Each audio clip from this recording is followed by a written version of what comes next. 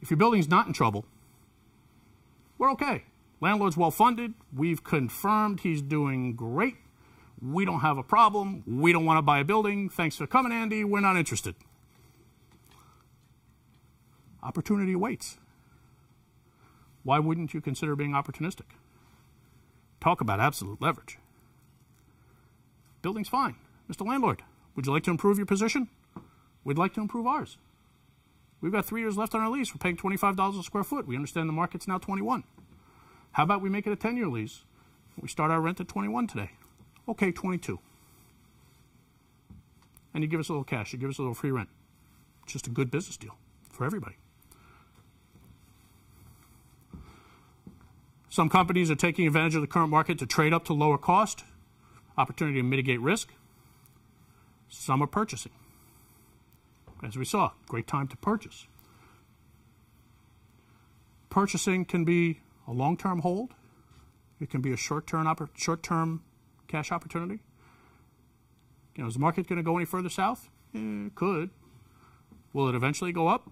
God, I hope so. Okay. Real estate goes up over time.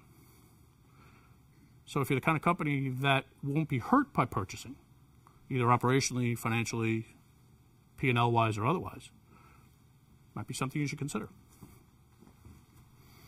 There are paper strategies we call profitability strategies that you can deploy as well. Real estate tax appeals, alternative energy, power use reduction strategies, renegotiated service agreements. Real estate tax appeals, we're representing a company in Monmouth County. They occupy a small building, about 36,000 square feet. They're the sole tenant. We arrange for them to appeal the taxes on their property. They don't own it. They're just a tenant. Their lease afforded them the rights to do that. And some landlords will permit their tenants to do it because, especially if the tenant is occupying the whole building, landlord doesn't matter. Tenant's paying for the real estate taxes anyway. Alternative energy is a great opportunity to reduce cost, how you use energy within your building, and service agreements. As financial executives, you're already renegotiating service agreements anyway. Forensic utility and telecom review. We've been talking about this for years. There's a whole industry out there, not something we do. There's a whole industry out there that will look at your power contracts and your telecom contracts and your invoices for the last year, and they'll compare the two. Anybody ever looked at a telephone bill or a power bill? You have? Yeah. Do you understand it? No. You're an honest man. No. Wait a minute. I got a book for you. You're an honest man. He said he didn't understand it. All right? Someone said to me that they're designed that way intentionally. Go figure. But he says they are. You don't work for a power company by chance, do you?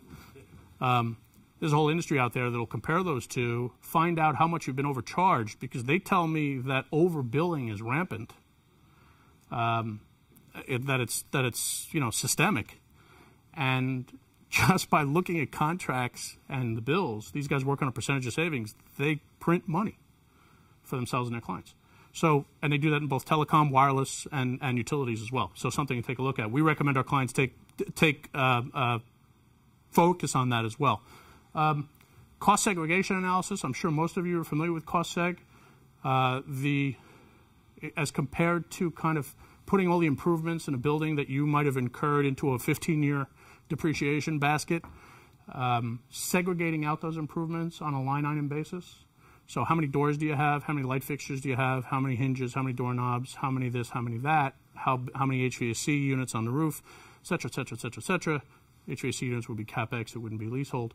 But if you paid for it, it'll be addressed anyway. And instead of putting it into one basket and depreciating the whole thing, there's an industry out there, again, not something we do, but what we recommend to our clients, that'll segregate those costs with an eye toward accelerating depreciation for tax purposes. Some of them work on a consulting basis. A lot of them work on a performance basis, percentage of savings. Something to look at. Great time to do it is when you're building a building, but most of these firms are attached to engineering firms, and they'll go through a building that's 50 years old, and they'll create an inventory. You've got 42 doors, you've got 15 sets of HVAC systems, et cetera, et cetera, et cetera, and they'll look at the depreciation schedules. Something you should consider.